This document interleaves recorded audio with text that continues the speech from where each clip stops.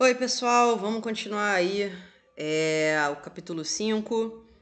Dessa vez a gente vai avançar aí essa ideia das funções inorgânicas individualmente.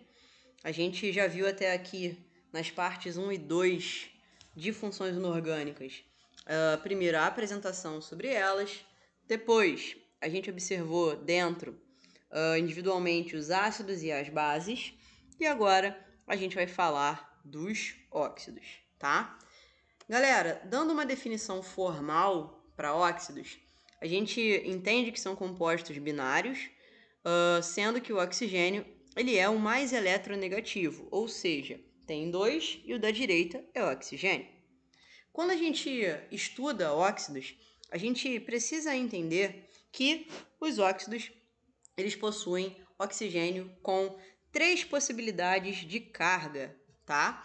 As possibilidades são -2, -1, meio, sendo que a mais importante aí é a carga -2 para o oxigênio. E agora a gente vai ver todas as classificações que pertencem a essa carga. Vamos lá, segura. Quando a gente fala de carga do oxigênio valendo -2, a gente não pode esquecer que ele está acompanhado de um outro elemento químico. Então, essa reta aqui, ela se refere à carga, às cargas, né, desses elementos aqui, que vão variar quando eles forem metais. Caso essas cargas fossem ou sejam +1, +2, o óxido é classificado como básico. Caso as cargas sejam +3 e +4, o óxido é classificado como anfótero, e caso as cargas sejam altas, +5, +6 e +7, os óxidos são classificados como óxidos ácidos. Vamos ver agora cada um deles individualmente. Bom, quando eu trabalho os óxidos básicos, eu estou trabalhando compostos que têm carga +1 ou +2, então assim eu promovo a identificação. Lembrando que peguei aqui 2 exemplos. Sódio é do grupo 1, então a carga dele é +1, está dentro. Cálcio é do grupo 2, então a carga dele é +2, está dentro. O fato de você identificar um óxido não é suficiente. É interessante que você também saiba dar nome a eles. E o nome dado a um óxido básico é óxido de e o nome do elemento. Nesse caso, óxido de sódio e no caso de baixo, óxido de cálcio. Bom, vamos falar agora dos óxidos anfóteros. São aqueles em que o NOx, do elemento que acompanha o oxigênio, tem carga +3 ou +4, como por exemplo o Al2O3. Bom, a gente tem aqui uma exceção a essa regra, que é o óxido de zinco, tá? Que apesar de ter carga +2, ele se comporta como um óxido anfótero. Nomenclatura bem igual aí dos óxidos básicos. Óxido de e o nome do elemento. Agora vamos àqueles que têm um pouquinho mais de coisas para serem ditas, né? Um pouquinho mais complexos. Os óxidos ácidos, ou a gente também pode chamá-los de anidridos. Os anidridos, eles possuem como característica, talvez principal, o fato de, além de metais acompanhando o oxigênio com o NOx alto, você também ter os ametais ao lado do oxigênio formando esses tais óxidos. Geralmente, os óxidos ácidos eles são muito mais vistos com ametal mais oxigênio do que com um metal. Então a gente vai ficar com essa classificação aqui de baixo, que ela é a mais vista de todas.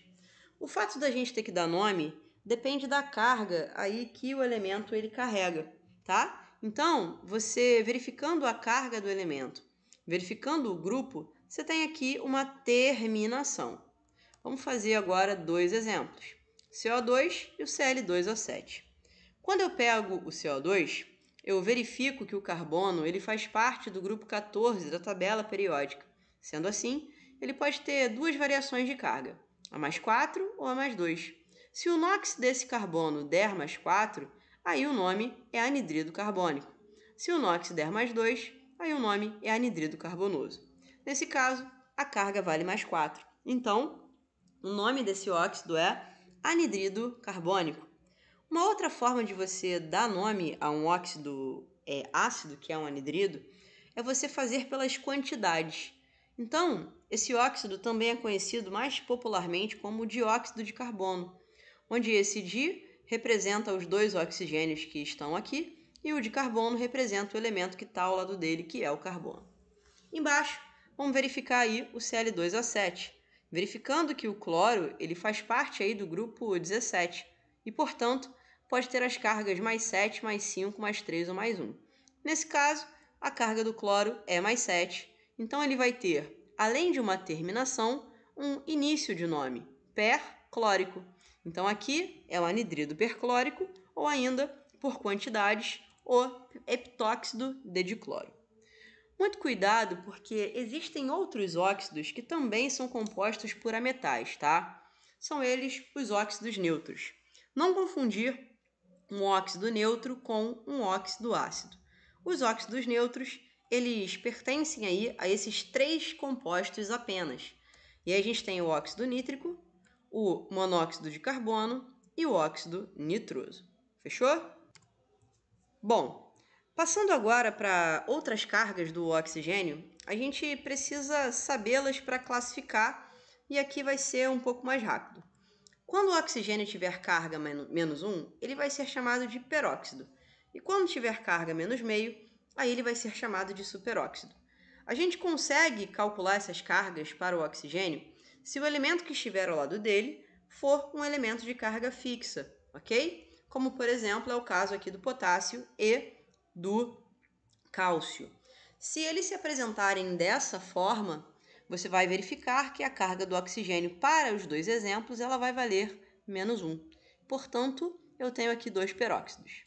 No caso dos superóxidos, se você verificar, a carga do oxigênio aqui vai valer menos meio, tá? A gente tem um peróxido muito famoso, que é a água oxigenada, ok? Que a fórmula dela é H2O2.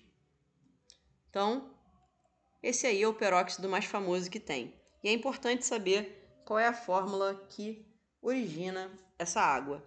Então, a água oxigenada é água mais oxigênio gerando isso daí. Tá? Dei uma balanceada e é assim que fica. A gente tem também ainda, antes da gente fechar, a parte dos óxidos duplos salinos ou mistos, que são óxidos que possuem uma fórmula geral X3O4. Então, sempre que isso acontecer, você vai ter um óxido duplo salino ou misto, como é o caso do F3O4. Agora, vamos verificar as reações principais com óxidos. Cara, de reações principais, a gente vai ter a reação dos óxidos básicos com água, que formarão uma base.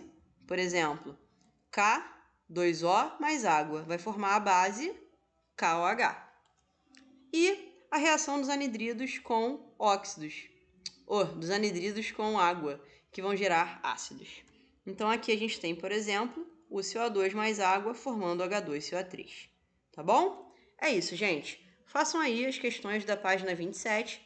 Qualquer dúvida, podem falar comigo e a gente se vê na próxima aula. Tchau!